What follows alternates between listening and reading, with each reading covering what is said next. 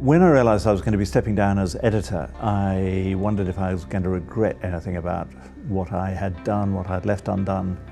And I had this nagging feeling in the back of my mind that we should have done more on climate change. This is the biggest story of our lifetime, and yet it's never on the front pages. So something's failed in journalism. There's been a disconnect between journalism and this subject. What was it that stopped people reading this, and what could we do to make them read a bit? And it seemed that a campaign of some sort was the thing that might be motivating and actually potentially much more effective to look at the movement that is really growing at the moment, which is just to get your money out of the companies that are drilling and mining and excavating and burning the fossil fuels that are causing the CO2 in the first place.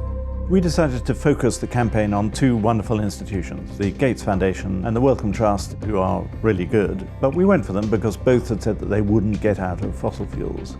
And we want to try and persuade them that they could take a real leadership role here. And so they, of all people, ought not to have money in companies that are causing the problem.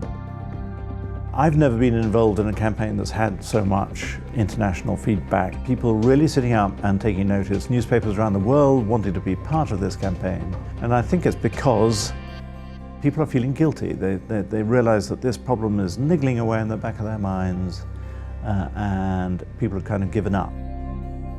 I think if you believe that climate change is real and it's potentially an enormous threat to us all, then absolutely you should be getting engaged, persuading your friends, pestering your pension fund managers, going into work, going into college, going into school, and trying to make some action. I think it's one of the great civic movements of our times.